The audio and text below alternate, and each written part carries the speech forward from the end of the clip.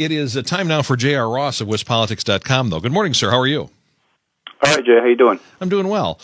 We wondered about this during the campaign. You had Janet Protasewicz, their campaign put out a memo this week arguing that she's changed the way future state Supreme Court races will be run. They say openly talking about her values helped her win. Well, conservatives like myself would say that she let her political positions be known in a race that's supposed to be nonpartisan more than, her values. But I agree that the charade is over and these races will now be run in a more overtly political manner. What do you say? We had 1.85 million people vote in the Supreme Court race. I have not seen that other than when there's been had a presidential election on the ballot.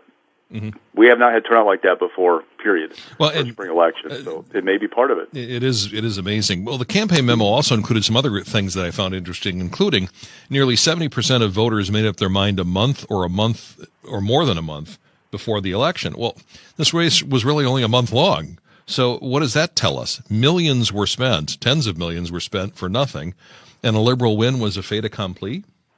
Well, part of it. Now, I don't have the raw polling numbers. This is stuff that was done by an outfit that was shared with some people on the Democratic side of the aisle, and they cited. So I don't have the full thing. But what it also tells us is that that week in which Protasewicz was on the air without anybody else doing anything was a huge advantage. So recall, she won the primary handedly.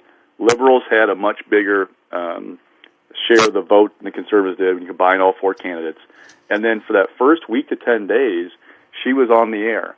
And I remember conservatives telling me that their side felt like, and talking to donors, hey, typical race, everybody goes dark for a while after the primary, we've got time. And their answer was, no, we don't. And it proved true because, remember, the Democratic Party of Wisconsin transferred $2.5 million to her campaign the day after the primary. Mm-hmm. That allowed her to get up on the air in a meaningful way right away and catch people's attention while they're still kind of tuned in post-primary. Yeah, and I've been making this argument that the Republican Party over the last several election cycles seems to be sticking with a more part-time and parochial way of running elections that has been worked in the past. And you have Democrats, especially under Ben Wickler now, that have this is a 24/7 game, and they've modernized this, and you got to elevate your game on. The survey linked to the Protasewicz campaign also found 61% of voters opposed the state's 1849 abortion ban. That's not terribly surprising. And it helps explain the early decision-making. I mean, people decided if that was their issue, they knew which way they were going to vote. Here's a shocker. Only 4% of voters said crime was the main reason they turned out to vote, and crime is what Daniel Kelly's campaign was focused on almost entirely. Protasewicz was soft on crime.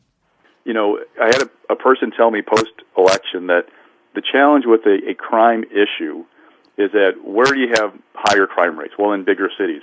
Who lives in bigger cities? Well, Democrats. Mm-hmm. If you are a suburban voter, you can get away from the crime by staying home and not going out downtown on Saturday night, right? And so this theory was, for those suburban voters, you're not really driving them with crime because they care more about things like abortion, right? Mm-hmm. It drives them more because they're not impacting their daily lives by this crime issue that Republicans have been driving. So it was one theory. I don't know if it carries the day, but it was an interesting one about why maybe that's not the end-all, be-all for Republicans to drive a crime issue. All right, well, we have to leave it there for this week. We'll talk again next week, sir. Take care, Jay. J.R. Ross of WisPolitics.com.